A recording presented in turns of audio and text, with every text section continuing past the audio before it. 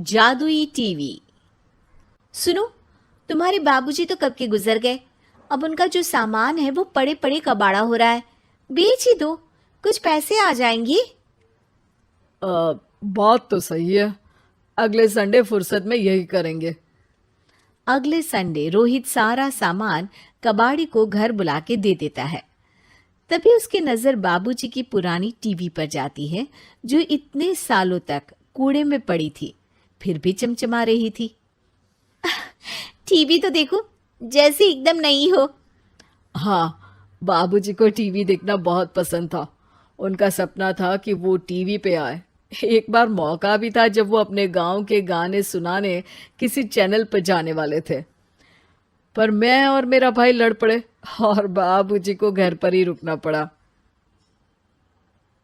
चला के देखें क्या?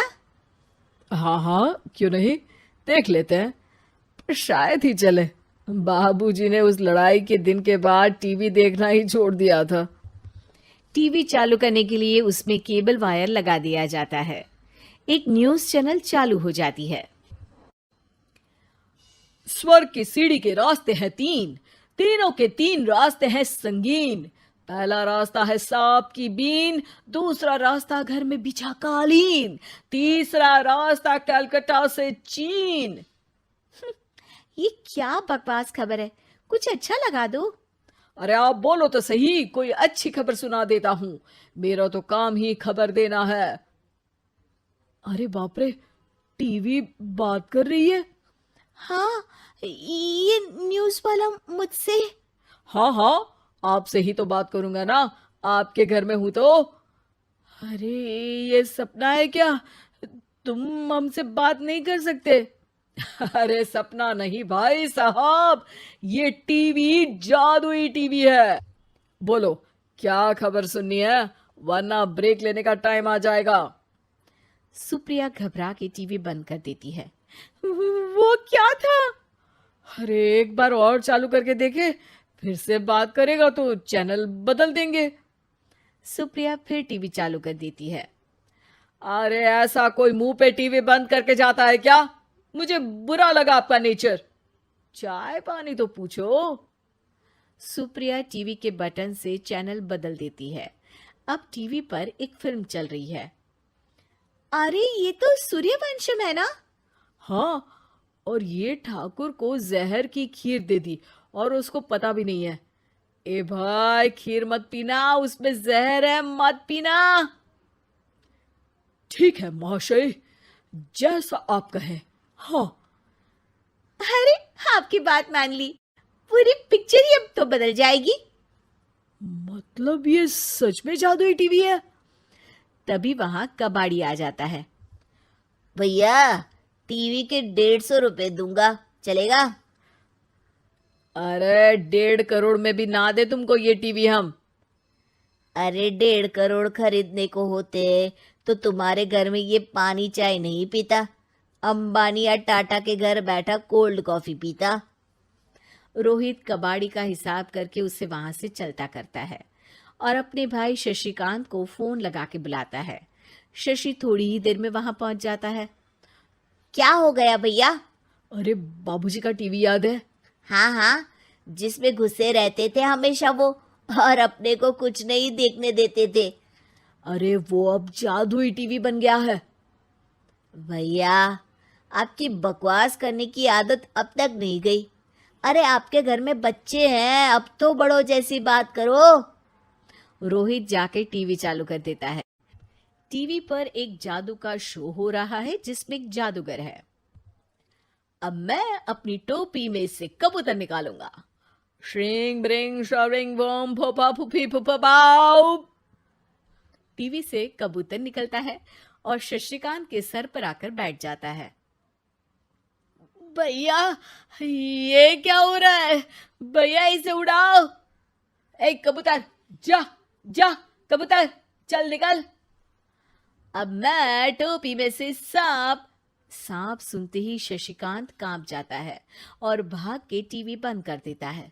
भैया, सॉरी भैया, मैं समझ गया ये सच में जादुई टीवी है, पर एक बार और ट्राई करते हैं। पर भाभी, कोई दूसरा चैनल लगाओ। हाँ, जिसमें डर ना लगे। सुप्रिया टीवी चला देती है और न्यूज लगा देती है।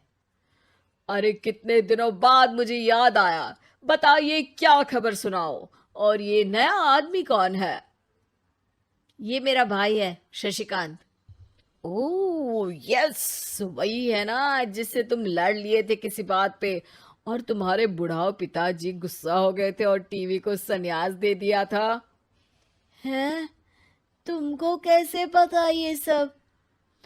इस टीवी में रहने वाले आदमी से लेकर कबूतर तक को तुम्हारे बाबूजी और तुम्हारी बातें पता है, इसलिए तो ये जादुई टीवी है। ये टीवी क्या कर सकती है वैसे? तुम जो मांगो दे सकती है।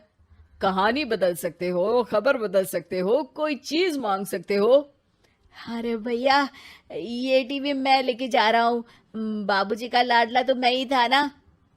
अरे ऐसे कैसे? मैं बड़ा बेटा था, अब तक मेरे घर में टीवी थी ना। अब तक कहाँ गए थे पिताजी के लाडले? तुम्हारी गलती का एहसास भी है। अरे भैया, ज्यादा ना बोलो वरना भूल गए आपके दांत तोड़ दिए थे मैंने उस लड़ाई में। मेरी बीवी के सामने मेरी बेइज्जती करता है। रुक। दोनों भाई हाथापाई पे उतर जाते हैं। रुक, बताता हूं तुझे कि कौन बड़ा है। अरे छोटे का दम तो देख लीजिए आप। ये खबर आपके बाबूजी को देता हूं। तभी टीवी अचानक बंद हो जाता है। अरे शायद टीवी नाराज हो गया। और लड़ लो, आए बड़े खली बनने। टीवी से एक तेज रोशनी निकलती है और टीवी में बाबूजी दिखाई देते हैं। बाबूजी आप? इतना चकरा क्यों रहा है? अपने बाप को नहीं पहचानता क्या? ये तो ऐसा ही है बाबूजी। प्रणाम बाबूजी। अरे चुप कर, तुम दोनों ही उल्टे हो। तुम्हारी वजह से मैंने टीवी में आने के सपने को छोड़ दिया, तुम्हारी लड़ाई की वजह से। और तो और, जितना मैं अपनी बीवी को नहीं देखता था उतना टीवी को देखता था, वो भी छोड़ दिया तुम दोनों की लड़ाई की वजह से। और अब मरने के बाद जब मैंने टीवी को जादुई टीवी बना दिया तो भी तुम इसका फल लेने की जगह लड़ रहे हो। अरे तुम तो लायक ही नहीं हो। अब तुमको बाबा जी का ठुल्लू भी नहीं मिलेगा। बाबूजी चले जाते हैं। टीवी बंद हो जाता है।